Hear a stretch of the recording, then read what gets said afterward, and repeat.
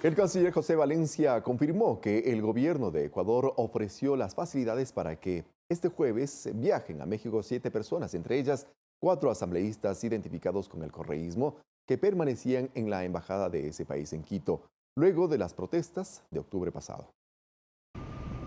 Luego de las violentas protestas que se originaron del 3 al 13 de octubre en Ecuador, un grupo de asambleístas de la Revolución Ciudadana, entre ellos Gabriela Rivadeneira, Soledad Buendía, Carlos Viteri, Luis Molina y sus familiares, se refugiaron en la Embajada de México en Quito, argumentando una supuesta persecución política.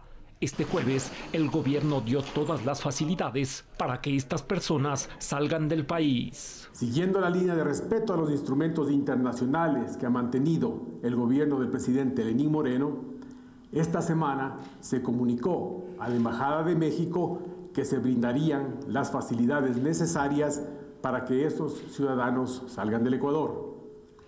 Hoy los ciudadanos en cuestión tomaron un vuelo comercial hacia la Ciudad de México. Los 4 asambleístas correístas, tras permanecer en la Embajada de México por más de 86 días, abandonaron el país pese a no tener ninguna medida cautelar en su contra por las protestas de octubre.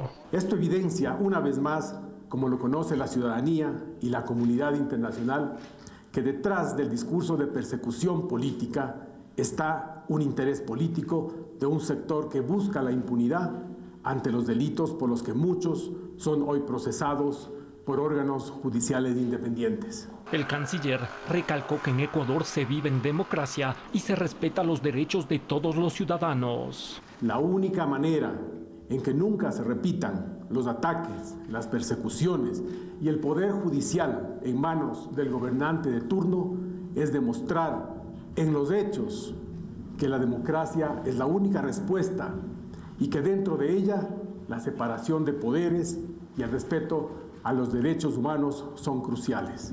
Santiago Tello, Medios Públicos.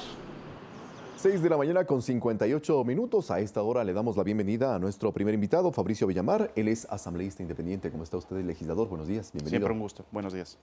Hemos visto la decisión del gobierno nacional y nos preguntamos qué ocurre o qué ocurrirá con los legisladores que están involucrados en este tema.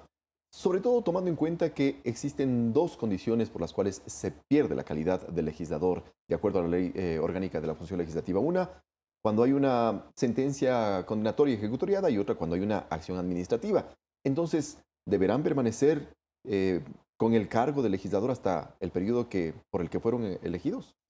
Como usted recordará, en meses anteriores, cuando estas personas se refugiaron en la Embajada de México, yo solicité al CAL que se suspenda el pago de salarios a estas personas, por cuanto voluntariamente anunciaban que iban a dejar de asistir a la asamblea. Y han venido actuando sus alternos hasta el momento. El día de hoy presentaré formalmente el pedido de que sean separados de la dignidad con la cual llegaron a la asamblea. Es evidente que esta gente abandona el país en un intento de burlar a la justicia. Los procesos penales que tienen que llevarse en un momento determinado por la asonada golpista del mes de octubre tienen sus tiempos, tienen procedimientos, y es evidente que para esta gente no existía en ningún momento un juicio, una acción pública respecto de ellos que ponga en peligro su libertad. Y precisamente eso es un poco lo que ha llamado la atención. Sí, es decir, si no había una orden de detención, no había una provisión de salida del país y el argumento es persecución política, entonces, ¿cómo entender el contexto? ¿Cómo se puede justificar que esta gente diga que han sido perseguidos políticos? Y mucho más cuando muchos de ellos son legisladores. Y los legisladores, de acuerdo al marco constitucional, tienen inmunidad, es decir, no se les puede hacer responsables ni por sus votos, ni por la emisión de sus criterios dentro del cumplimiento de sus funciones.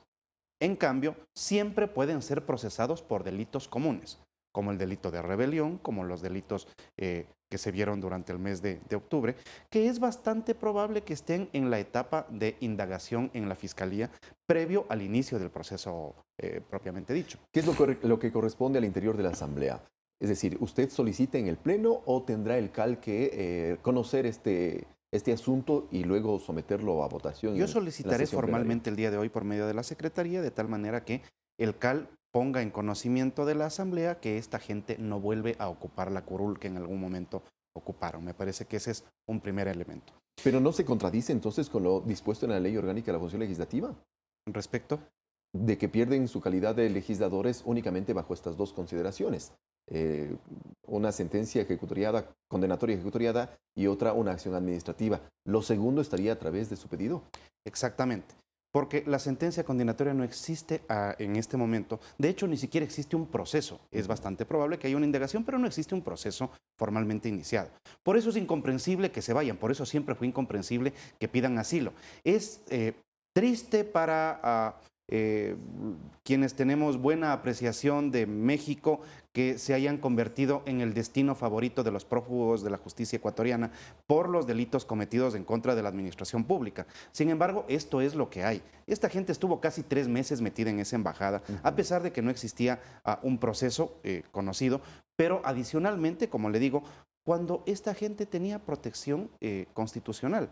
Entonces no se entiende que el argumento sea persecución política, porque estaban precisamente protegidos por la Constitución de la República, y tampoco porque exista persecución judicial, porque no existía proceso. ¿Y qué dijo la comisión ocasional que investigó precisamente los hechos de octubre con relación a estos legisladores en particular, su situación de refugio que se solicitaba en la embajada, o de asilo más bien? ¿Qué se dijo? ¿Se mencionó algún tema relacionado? No, ese es un informe gelatinoso que dice y no dice. Lo real es lo que estamos viendo en este momento. Al Ecuador le correspondía, ante la concesión de asilo por parte de la República de México, del Estado Federal de México, otorgar los salvoconductos para que estas personas se trasladen de la residencia de la Embajada de México al aeropuerto y que tomen un avión para salir. Ciertamente sí resulta reprochable que hayan salido con pasaporte diplomático. Porque estos pasaportes no podían ser utilizados una vez que esta gente iba a abandonar la República. No son funcionarios ya, voluntariamente han decidido dejar ya el cargo, ¿no? Ahora, de todas maneras, legisladores también de la Revolución Ciudadana han mencionado que son instrumentos jurídicos internacionales y que pueden hacer uso de aquellos, y por eso el gobierno nacional no ha concedido, sino más bien ha atendido un instrumento de esa naturaleza. Sí, es lo correcto, es procedimiento estándar en derecho internacional. Esta gente se fue a refugiar en la Embajada de México, México procesó su solicitud y decidió otorgarles el asilo.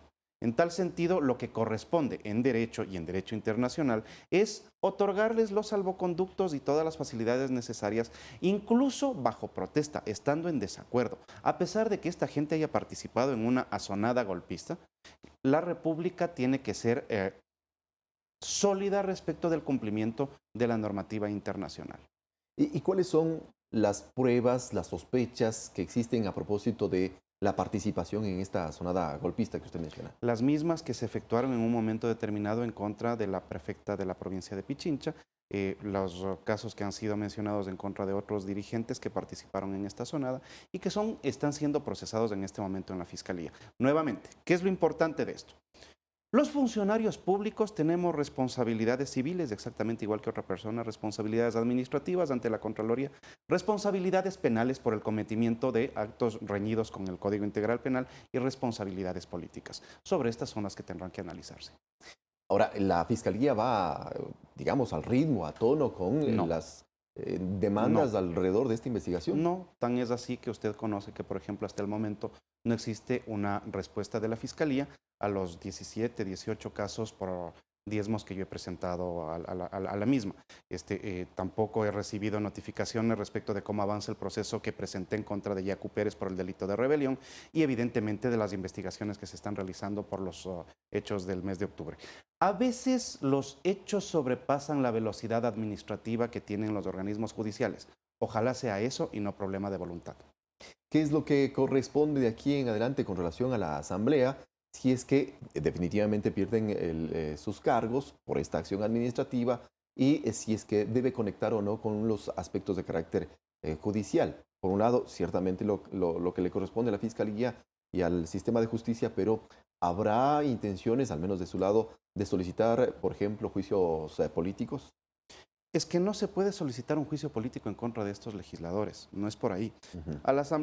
A la Asamblea lo que le corresponde en este momento es simplemente declarar vacantes los espacios porque estas personas voluntariamente han decidido irse a vivir a otro país. Sería terrible que cuando se les ha concedido asilo, el asilo les obliga a mantener silencio respecto de las condiciones políticas del país sobre el cual se pidió el asilo. Entonces abandonaron su función ya y la Asamblea tiene que tomar una resolución al respecto.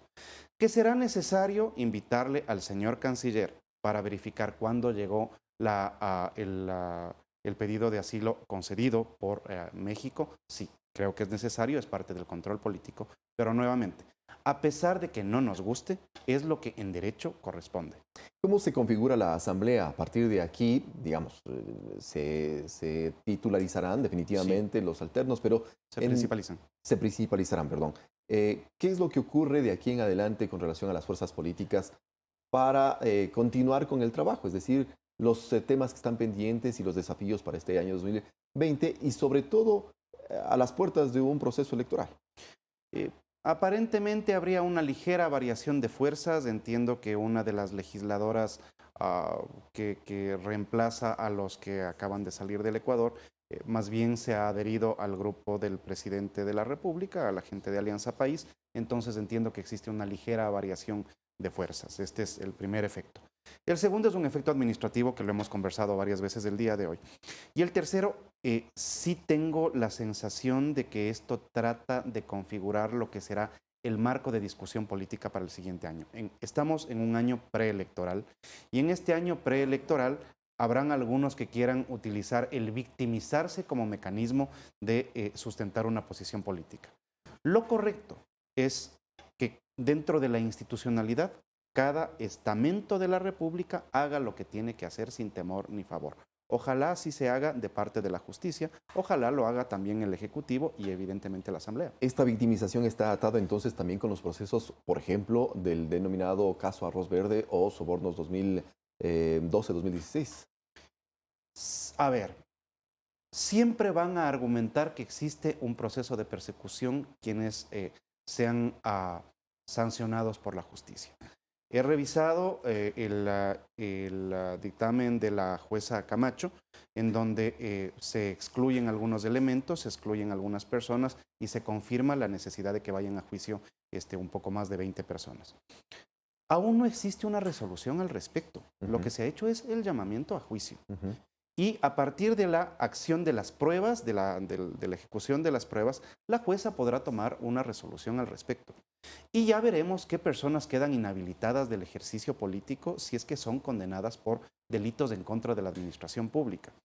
Yo me he adelantado a pensar que hay gente que no va a poder volver al Ecuador, que están en estado de prófugos, que se han sido convocados por la justicia ecuatoriana y que no van a volver porque les tocaría enfrentar una condena y su cobardía no les permite enfrentar la misma dentro de los términos de lo que la justicia demanda. Sin embargo, el abogado del expresidente Rafael Correa ha mencionado que por el momento y bajo las condiciones, a pesar de que hay un llamamiento a juicio, no estaría imposibilitado al momento de participar en las próximas elecciones. Y tiene toda la razón porque al momento todavía no existe una sentencia. De la misma manera que al momento no existe una elección. Entonces, lo que habría que analizar son los tiempos. Si el proceso en donde se podría declarar inocente o culpable a las 20 y pico personas, entre ellas al expresidente prófugo, se soluciona antes del mes de octubre, noviembre del próximo año, evidentemente estaría inhabilitado de participar en un proceso electoral ese señor. 7 de la mañana con 10 minutos. Queremos agradecerle, legislador, por su presencia. Siempre un gusto. Aquí. Buen fin de semana. Nos vamos a una pausa y regresamos enseguida con más aquí en Primera Impresión.